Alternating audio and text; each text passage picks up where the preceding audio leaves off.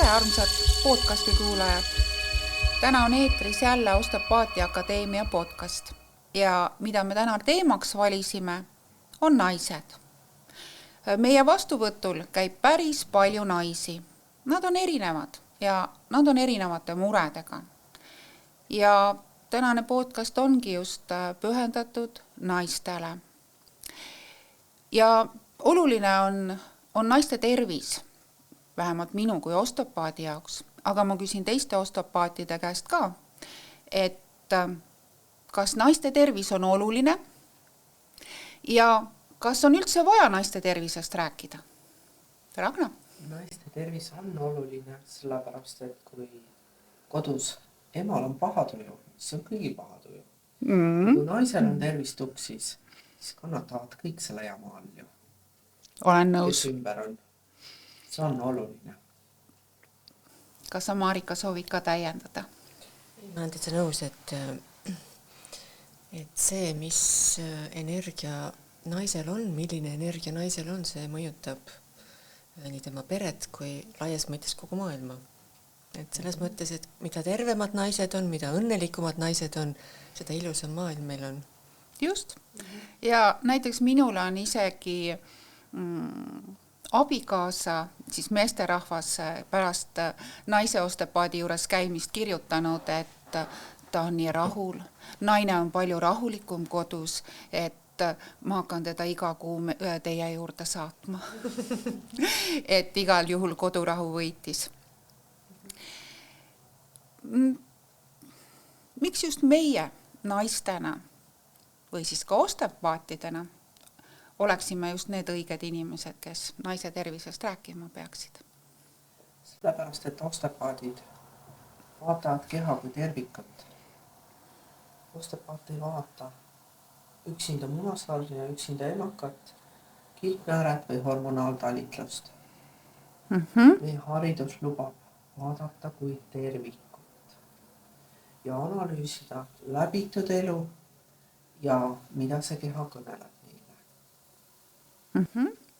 No, mina kui osteopaat oskan käinud osteopaatia vaatevinklist toetada. Et ma saan rääkida sellest, kuidas mina saan toetada siis naisi läbi selle, mida mina olen õppinud, mida ma olen elus teada saanud, mida ma ise olen läbinud. Ja naisena võib-olla on kergem toetada nendes valdkondades, kus ma ise olen siis sügavalt läbi käinud ja võib-olla tean ühte variantidest seda teekonda, kuidas sealt välja tulla. Jah, et üks pool on see, et me oleme osteopaadid, teine pool on see kindlasti, et me oleme ka naise erinevad arenguetapid läbi käinud. Ja naised ja emad ja just nimelt. Lapsed ja meil on erinevaid rolle juba tänase päevani olnud. Nii et see elukogemus täiendab osteopaatia kutset. Ja teadmisi. Aga räägime sellest poolest ka, et kas tavapäraselt teie jaoks naised räägivad enda tervisest või nad on pigem sellised nagu ühed keskmised Eesti mehed, suu kinni, vaikselt, kannatavad kõik ära, sellepärast, et on vaja lastega toimetada, on tubli pereema vaja olla.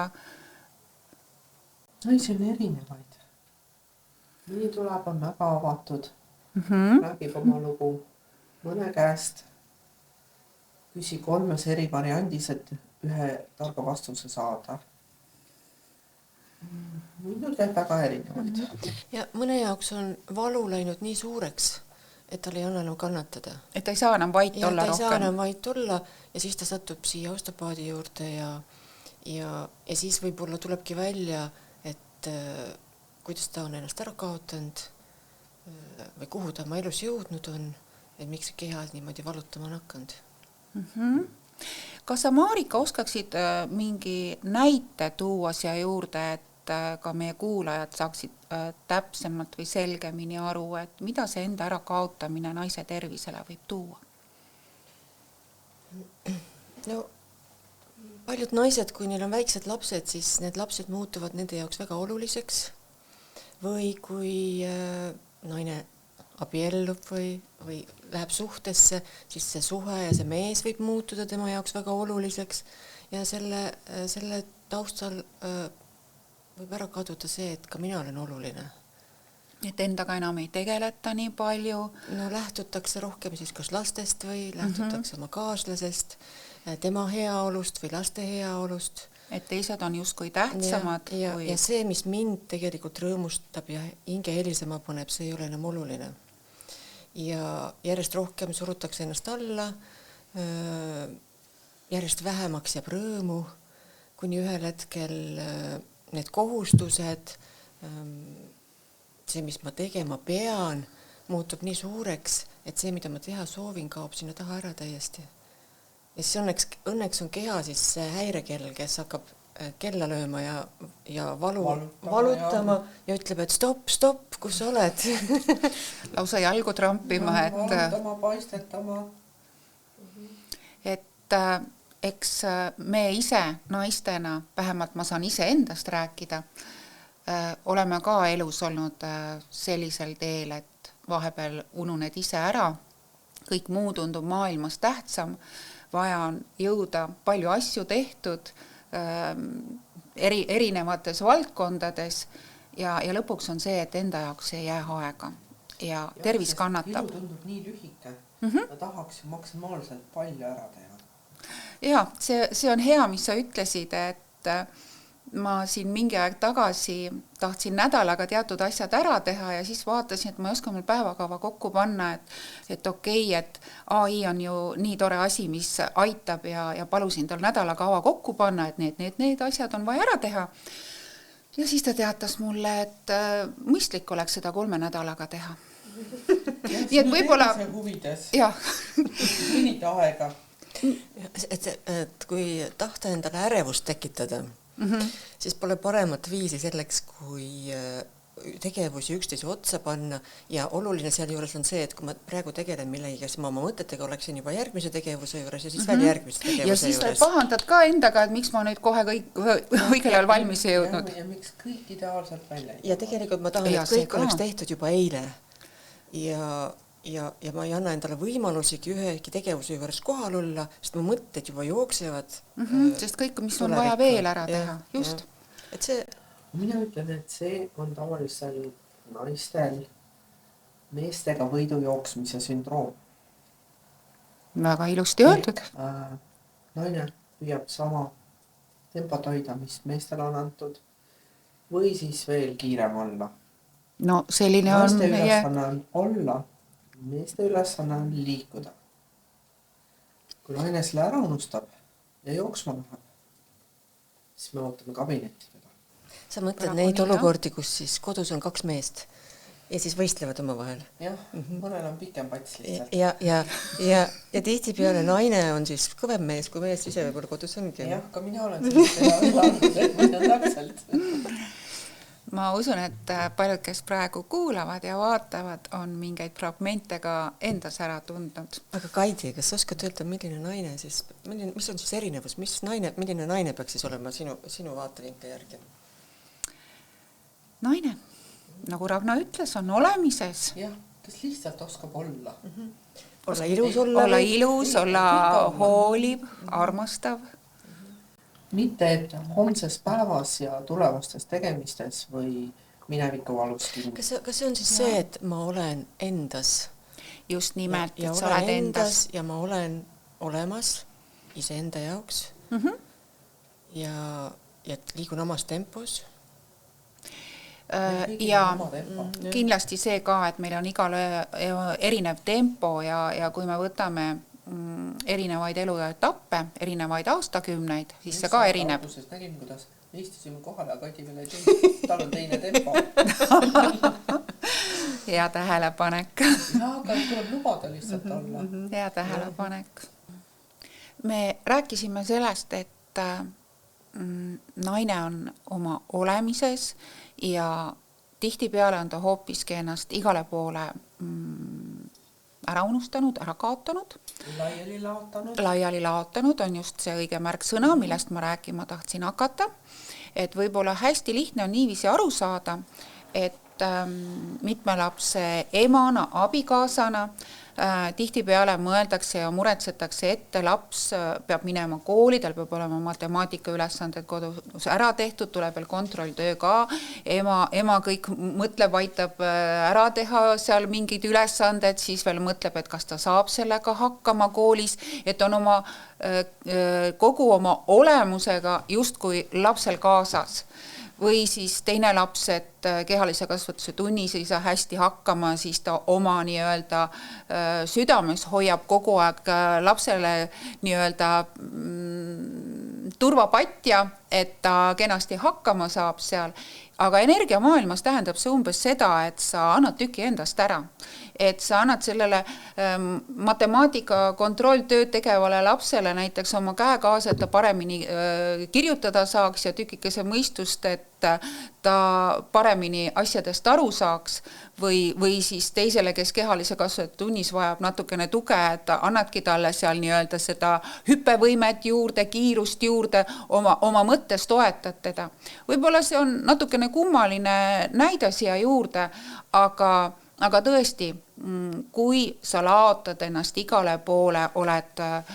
Oponeeriks sulle selles mõttes, aga ema ülesanne ongi oma lapsi hoida ja toetada, sest tegelikult energiamaailmas ju, kui ema oma musiga last kooli saada, siis neid lapsi kiusatakse. Sellega ma olen nõus, aga see on kodus. Saavad alanduse. Aga kui ema on kaasas, täpselt seda piiri tuleb tajuda, et mitte lapsel seljas olla, vaid natuke kaasas. Ja just, et natuke kaasas, aga mitte, et sa oled kogu aeg kaasas.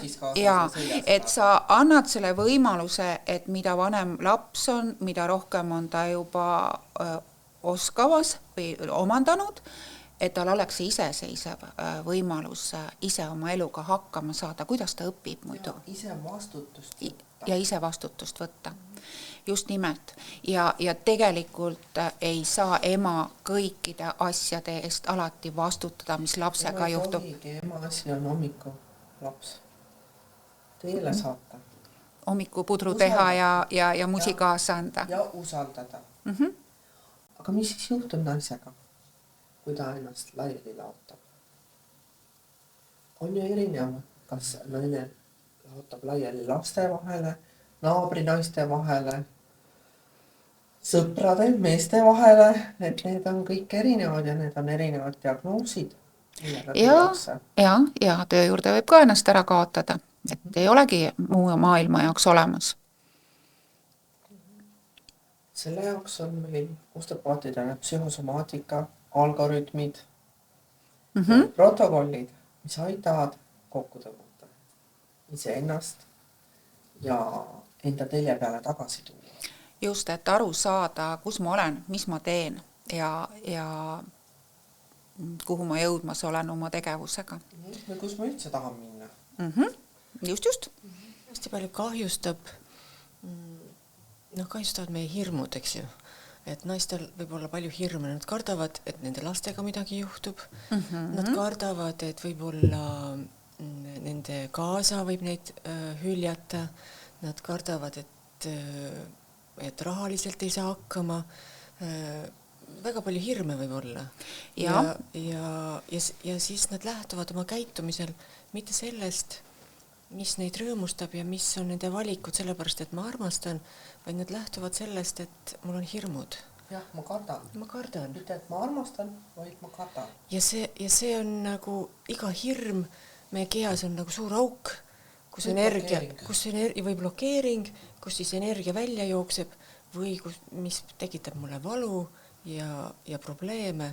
Ja kuidas siis ületada enda need hirmud ja need pingekohad, need klammerdumise kohad, et kuidas tulla sealt välja, et see on ka see teekond, mida osteopaatias me saame tegelikult toetada.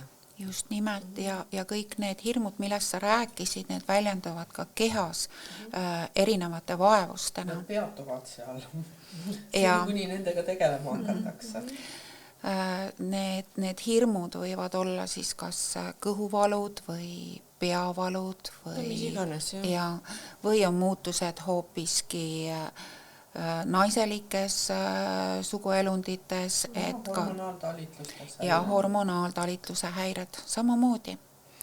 Et need on väga erinevad, kuhu siis kõik need hirmud ja stressid salvestuvad. Ja kui päris vaadata neid standardeid, mis siis tänapäeva naisele nagu ette seatakse, et sa pead olema ilus, sa pead olema nooruslik, sa pead tegema sporti, sa pead olema hea ema, kodu peab olema puhas, sa pead olema elukutses või kus sa töötad edukas, et sa pead olema igas valdkonnas väga edukas ja andekas ja sa ei tohi väsida.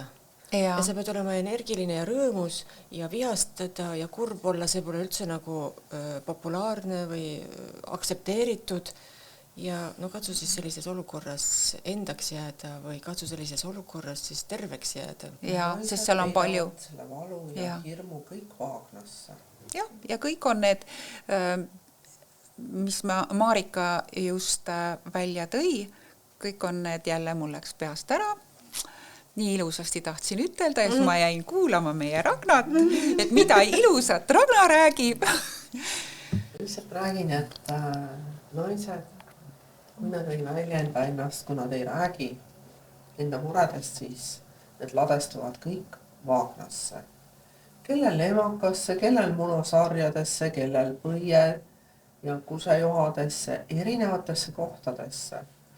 Vaagen muutub liikumatuks või me ütleme siuke betooniks ja rüht muutub ja kõik hakkab järjest muutuma. Just nii. Et see tervise seisukohalt, kuhu see pinge kehas tekib, on ka palju sellest sõltuvalt, millise tähenduse ma annan sellele olukorrale, mis mulle valu valmistab või pinget valmistab. Ja et mis tähenduse ma annan sellele olukorrale ja vastavalt sellele siis ka see mõjutab, millist kehaorganit see meil siis mõjutab. Täpselt nii.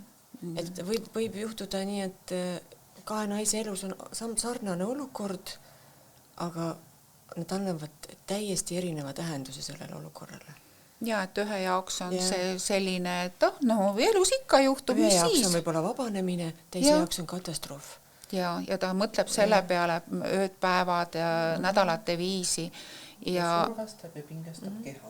Ja see tähendabki seda tegelikult, et keha teatud piirkond läheb nii tugevasse pingesse, ta läheb hästi tihedaks, seal ei toimu enam verevarustust, lümfivarustust ja see võib tiheneda ka täiesti kasvajani. Täpselt, sellepärast, et igasuguste pingete ja blokeeringutega ongi mõistlik regulaarselt käia osteopaadi juures. Veel parem hankida endale oma lemmik osteopaat, nii nagu peredel on perearstid, võiks olla ka osteopaat, kes teab su pere, kes teab su elu ja toetab vajalikul hetkel. Me oleme nüüd hästi palju sellisest üleüldiselt naiseks olemisest rääkinud. Äkki me räägime sellest ka, et milliste vaevustega on naised oodatud osteopaadi juurde. Natuke me mainisime, aga kindlasti on veel. Hakata juba sellest murdeeast, pubekaeast pihta. Jaa. Kui tüdrukust hakkab naine saama ja see ei ole mugav protsess, kui see on valulik, kui sellest tekivad erinevad vaevused, juba siis tuleks pöörduda osteopaadi juurde. Sest see ei ole okei, et tüdrukud valutavad nii oma selga, kõhtu kui pead. Seda ei pea kannatama. Ja, et valu ei ole okei, et kindlasti kõik noored neiud, kes on mures oma valuliku menstruatsiooniga, et valu kannatamine ei ole okei ja selles suhtes on hea külastada osteopaati. Ja sellest saabub tavaliselt see iga, kus lapsed hakkavad sündima. Mõne aja pärast kindlasti. Beebiootel emad saavad tuge osteopaadilt ja eriti oluline on peale sünnitust. Miks on oluline peale sünnitust osteopaadi juurde minna? Kas Marika räägib anatoomiliselt lahti? Tegelikult isegi mõned naised on nii nutikad olnud, et nad on tulnud enne osteopaadi juurde, kui nad üldse on rasestunud. On tulnud, et keha ette valmistada selleks raseduseks ja siis nad on raseduse ajal käinud osteopaadi juures, et see osteopaat toetab seda, et keha oleks võimalikult vaba, pingevaba. Hästi hakkama saada. Ja endaga kontakt oleks võimalikult hea. Ja no peale sünnitust, et keha tagasi läheks normaalse asendisse, siis kõik see, mis meie keha on ju nii suured muutused läbi teinud seoses rasedusega, et see, et keha tagasi läheks oma loomulikku asendusse, see on ikkagi kergem, kui osteopaat seda natuke aitab. Sest sünnitusega langevad paljud siseorganid ptoosi, eriti kui sünnituslaualt palutakse järsult püsti tõusta ja ei seota kõhtu kinni. Vanadest aegadest on mõistlik, kui on laps sündinud, ennem kui ema tõuseb, seotakse tugevasti kõht kinni või pannakse bandaas peale, et praegu on erinevaid asju, aga et just naise keha toetada. Ja bandaas on vajalik selleks, et kui kõht kinni tõmmatakse, siis organid leiavad oma koha ise. Kui järsult püsti tõustaks, nad kukuvad sellesse tühjusesse, kui laps on välja tulnud. Ja teatavasti ju raseduse ajal meie sidekude on kõik rassem ja venib rohkem, eks ju. Hormoonid toetavad seda. Aga tuleksin veel nõksud tagasi, et mida siis osteopaat täpsemalt teeb või kuidas see osteopaat täpsemalt aitab rasedat naist, et mis on need rasedate vaevused, mille puhul osteopaat appi tuleb? Seljavalud, verevarustushäired, turses jalad. Mõni käib liiga tihti pissile, mõni ei saa pissile. Et erinevad vaevused, mida ütleme, ämmaemandad, tavameditsiin. Kas ei toeta või nad ei tea seda või siis annavad lihtsalt tablette selle asemel, et kehas pingeid lahti lasta ja toetada keha. Aga ka ärevus, et kui on kehas ärevus, sest kõik muutub ja kõik on teistmoodi, et siis seda närvisüsteemi tasakaalustada, see on ka nagu mida me osteopaatias saame teha. Ja kindlasti närvisüsteemi tasakaalustamine ja kuna hormonaalselt on ka naisel suured muutused olnud, et ka see pool on see, et kus saab toetust pakkuda osteopaat. Ja ma tooks siia välja selle ka, et raseduse ajal on hästi oluline lapse edasise elu jaoks 7. kuu. Et kõik, mis hakkab 7. kuul raseduse ajal toimuma, see on lapse arenguks vajalik, ehk siis juhib juba laps naise elu. Kõik, mis siis toimub, võiks varakult ära tasakaalustada, lahendada ja analüüsida neid olukordi. Jah, et kui isegi olulised on korterivahetused, autoostud, koerakassi võtmised. Okei. Mõjutused elus sel ajal, jah? Jah, kõik mõjutused 7. kuu ajal. Neid hakkavad osteopaadid lugema lapse eludest. Et see pärast hilisemalt mängib suurt rolli siis? Just. Ja lapse arengus ja üldse ja psüühiliselt. Okei, nüüd me tulime juba päris väikese lapse juurde, et need väiksed 7-kuused nii-öelda embrüod, aga las nad olla, me räägime naistest. Ja, aga ta 9 kuu pärast sünnib siia ilma, ta saab kunagi naiseks, kes saab samamoodi emaks. Kas ka kui on tüdruk, jah? Ja, kui on tüdruk. Tänapäeval võivad poisid ka emaks saada. No ja, tõepoolest. Et vast sündinu, kas tema peaks ka osteopaadi juurde tulema? No kui on mingid näidustused, siis võiks tulla, kui on keeruline sünnitus olnud, kui on refluks, kui navaga ei ole kõik korras. jaa, On erinevad näidustused. nutab palju. palju ei lase magada. hästi, ärev. Ja kui vanemad märkavad seda, et beebi kehapooled liiguvad erinevalt. Ja või on asümmeetriline üldse. Ja. Pea asümmeetris või keha, et ühte kätt liigutatakse rohkem. Ega sellised asjad. Just. Me jõudsime vahepeal sinna, et naine sünnitab, peale seda on tal vaja koheselt tuge, et oma nii-öelda suure muutuse läbi teinud organeid toetada. Kas peale seda on ka vaja taastumisprotsessis osteopaati hiljuti sünnitanud naisele? Kui ei ole ära seotud, kui ei ole toetatud organeid, siis veidi hiljem osteopaat saab neid tõsta, sätida oma kohta ja luua oma rütm nendele tagasi. Et igal juhul on naisel võimalik oma kehas ennast mugavamalt ja paremini tunda, kui ta on osteopaati külas. Kui on mingid lahklihalõiked tehtud või rebendid või siis ka tegelikult osteopaat saab pärast nende armidega tööd teha, mis on väga oluline, et vaagnat viltu ei hakkaks kiskuma. Jah, sellepärast, et kui on lahklihas, on rebendid või on lõiked, siis on ilmselge, et sinna poole hakkab selg ka viltu kiskuma. Ja seda ei tohi paika panna, ütleme, joonlaua või jõumeetodil. Et seda saab väga pehmete tehnikatega toetada. Kompenseerib keha mõne rebendiga siis. Et igal juhul, kui naised, kes on sünnitanud, kellel on suuremad rebendid olnud või siis ongi lahklihalõige tehtud, hea on osteopaadi juures lasta ennast üle vaadata, et keha oleks tasakaalus. Ja sinna ma tahtsin ka jõuda, sest need on mõlemad sellised tugevad traumad naise kehale. See ei pruugi alguses koheselt tunda olla. Naised tihtipeale peavad seda normaalseks sünnitusjärgseks protsessiks, eks ta ühelt poolt ongi.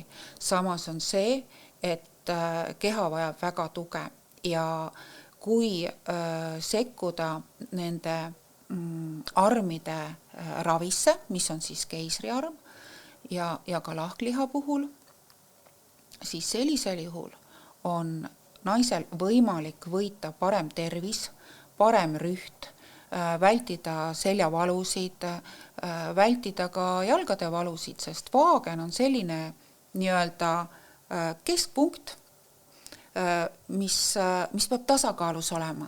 Kui nüüd, võib-olla see ei ole ilus näide, see ei ole võib-olla ilus näide, aga kui me võtame vaagnat kui naise keha keskpunkti, et kui te vaatate ämblikuvõrku, kui see ämblikuvõrk sealt keskelt nihkesse lükata, siis läheb ju kogu ämblikuvõrk jookseb sellele kaasa. Samamoodi juhtub meie kehadega, sest kogu keha on üks suur sidekudede võrgustik ja kui meil on seal kuskil pinge, siis määrab see ka rühi ja nii edasi. Kompenseerib seda. Absoluutselt. Nii et kindlasti, kui on olnud keisrilõige, kui on lahklihaga teemad, käige osteopaadi juures ära. Millised etapid on veel naistel elus, millest me peaksime rääkima ja mis vajaksid kindlasti ka osteopaadi abi? Kindlasti on see, et kui lapsed on suuremaks kasvanud, siis on teatud vabadus tekib ja aeg ise endale äkki ja siis on üks oluline etapp ja peale seda saabub tavaliselt naistel 50-ndates, 60-ndates, tänapäeva naistel menopaus, kus hormonaalsüsteem annab juhtimise üle närvisüsteemile ja tekivad suured muutused, kes võtab rahulikult vastu, kes võtab õnnelikult seda vastu ja kes satub hirmudesse, paanikasse, valudesse. Need on olulised ealised kohad, kus tuleks keha toetada. Kindlasti. ja tihtipeale ka on naised tulnud juba eelnevalt osteopaadi juurde arvates, et neil on midagi viga, et nad on haiged. Ei ole menopaushaigus. Ja see on täiesti normaalne, et mõtted on kuidagi hajevil, nagu seda nimetatakse ajuhuduks ja võivad igasugused kuumahood olla ja võib energiat palju vähem olla. Ja seda ka. Sest väga paljudel on munasarjad tundlikud ja kui nad hormoonitöö muutub, siis nad võivad vahel valutada, aga see on ka täitsa okei. On. Ja et meil on tegelikult kehas ju tihti nii, et kui me oleme lubamises, siis kõik on kergem.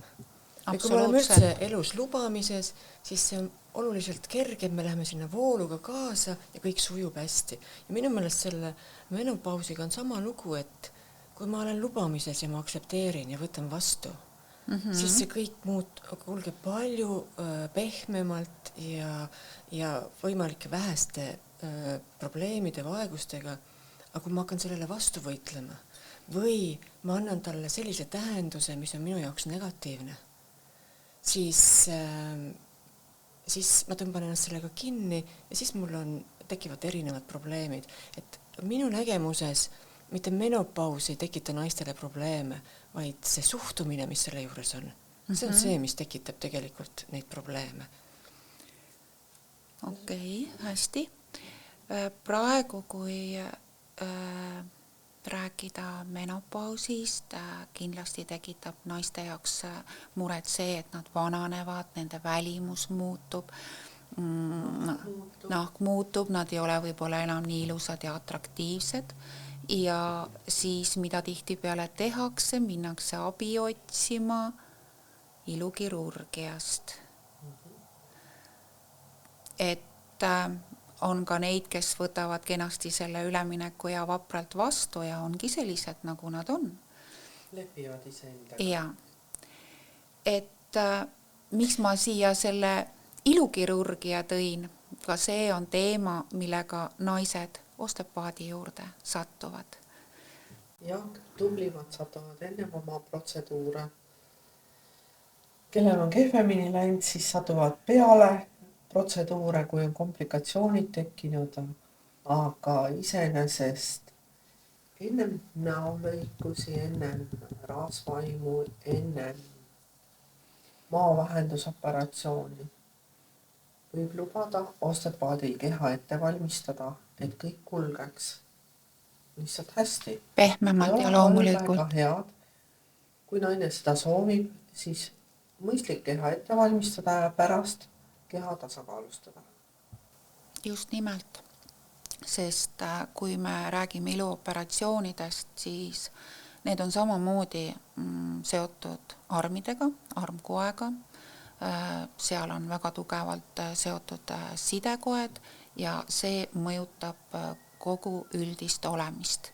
Ja keha tasakaaluga ka, et kui sa midagi ära võtad või juurde paned, siis keha otsib ligi pool aastat uut tasakaalu. Ja see võiks olla lühem aeg, kui on osteopaadi juures käidud. Ja kindlasti need iluoperatsioonid mingil määral räägivad ka sellest, et inimese ebakindlusest, nad räägivad natuke sellest, et inimene ei ole rahul endaga ja ta ei ole ennast aktsepteerinud sellisena, nagu ta on. Et juba see suhtumine endasse, et ma ei ole piisav, tekitab meil kehas pingeid ja probleeme. Et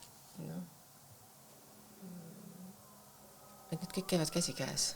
Absoluutselt.